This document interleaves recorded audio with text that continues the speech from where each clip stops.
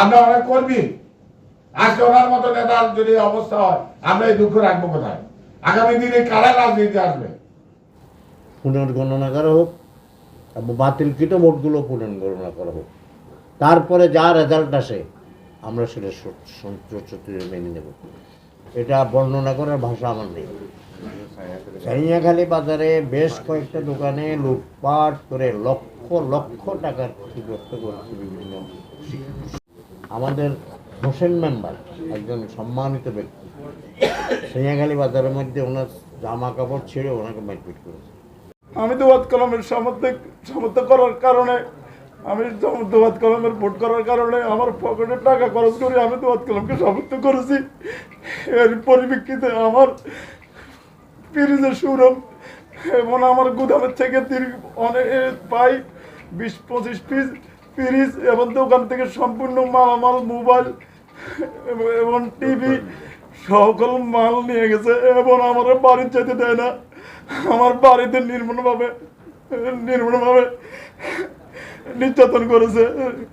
সাইয়াখালী বাজারের সিরাজ এবং মেম্বার সিরাজ এবং শাহজাহান মোল্লা, নুরুল আমিন, নুন নবী, আচ্ছা ঠিক আছে। রাজনীতি করে আসছে, আমরাও তার উদ্দেশ্যে রাজনীতি করতেছি।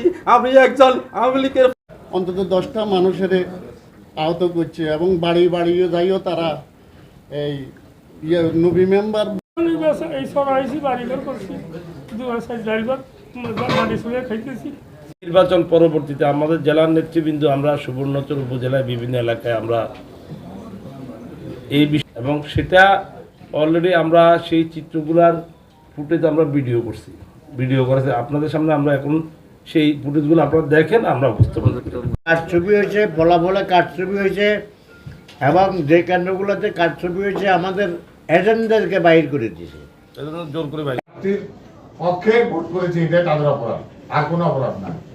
আওয়ামী লীগের নেতা কর্মীদের উপরে হামলা, বিভিন্ন মামলায় হয়রানি করা, আমাদের অ্যাডভোকেট ফারুক, উনি উপজেলা আওয়ামী লীগের প্রাক্তন সভাপতি, উনি একটা ইউনিয়ন পরিষদের চেয়ারম্যান, ওনার বিরুদ্ধে একটা মিথ্যা মামলা দিয়া ওনাকে বিভিন্নভাবে হয়রানি করে। এইভাবে আমাদের দলের প্রায় প্রত্যেকটি নেতা কর্মী যারা নির্বাচন করার জন্য তাকে শর্ত সাপেক্ষে জামিনে আনা।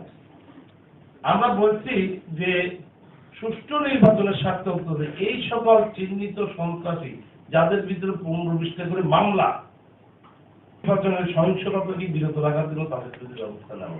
কিন্তু দুর্ভাগ্যজনক আমরা দেখলাম নির্বাচনের আগের দিন থেকে এই সকল কর্মীদের বাড়িতে বাড়িতে গিয়ে রাস্তাঘাটে বিভিন্নভাবে হুমকি ধমকি দিয়ে যেন নির্বাচন না করে, তার এমন ভাবে কোপানো হচ্ছে তাকে মুমূর্ষু অবস্থায় ঢাকা পাঠানো হচ্ছে। এখন ঢাকা থেকে এখন আবার